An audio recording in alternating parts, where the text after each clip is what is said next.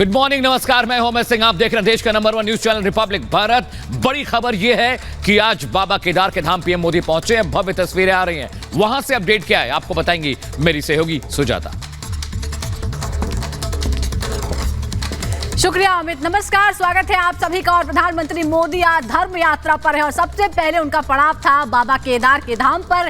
केदारनाथ में उन्होंने दर्शन किए और उसके बाद जय केदार का उद्घोष भी किया। साथ ही यहाँ काम करने वाले श्रमजीवियों की मुलाकात की और अब वो पहुंचने वाले हैं बद्रीनाथ धाम। एक दिन के अंदर कुछ ही घंटों के भीतर अब वो बाबा केदारनाथ के धाम से बद्रीनाथ धाम जा रहे हैं। यानी जो 4 धाम है उनमें से 2 धामों की यात्रा आज प्रधानमंत्री मोदी करने वाले हैं। शाम तक वो बद्रीनाथ में ही रहेंगे। विकास की कई योजनाएं हैं जिनका लोकार्पण भी करना है, समीक्षा भी करनी है और सबसे महत्वपूर्ण है जो रोपवे है।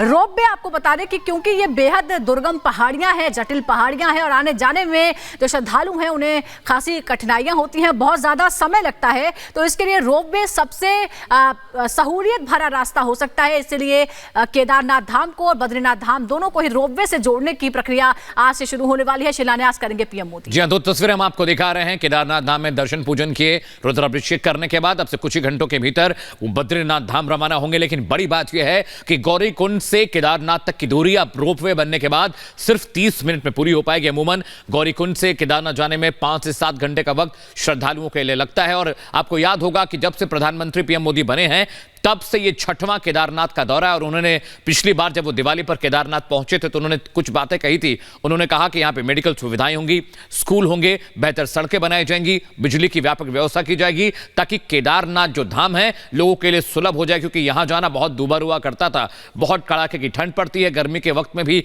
माइनस में टेम्परेचर रहता है। ऐसे में जो उन्होंने वादा किया था केदारनाथ धाम के लिए उसे पूरा किया। उत्तराखंड का ये दूसरा एक तरह से दौरा है और 7वीं 6वीं बार वो केदारनाथ धाम पहुंचे हैं। कुछ ही घंटों के भीतर करीब 11:30 बजे वो बद्रीनाथ धाम जाएंगे। वहां पर भी बद्री विशाल के दर्शन पूजन करेंगे। और सुबह से जब से प्रधानमंत्री नरेंद्र मोदी के कार्यक्रम की शुरुआत हुई है, लगातार तस्वीरें हम आपको दिखा रहे हैं, अपडेट हम आप तक पहुंचा रहे हैं। और ये तस्वीरें देखिए, जब केदारनाथ धाम पीएम मोदी पहुंचे थे वहां पर उनका टीकाकरण हुआ, चंदन हुआ, वंदन हुआ, रुद्राभिषेक किया उन्होंने। और कहा जाता है कि यहां पर मां उमा के साथ केदारनाथ स्वयं विराजमान है। और केदारनाथ के लिए कहा जाता है कि बाबा जिसको याद करते हैं सुजाता वही वहां पहुंचता है। और प्रियंका न्यूज रूम में मेरी सहयोगी इस वक्त मौजूद है, उनका रुख करते हैं। प्रियंका जी देखिए, पीएम मोदी की अगर भगवान शिव के प्रति आस्था की बात करें तो वो अगाध आस्था है। और शुरू से ही हम देख रहे हैं, अगर 2014 की बात करें जब वो प्रधानमंत्री पद के उम्मीदवार थे और संसदीय क्षेत्र के तौर पर भी उन्होंने जो अपना चुनावी एक मैदान चुना वो भी भगवान शिव की नगरी वाराणसी से चुना था।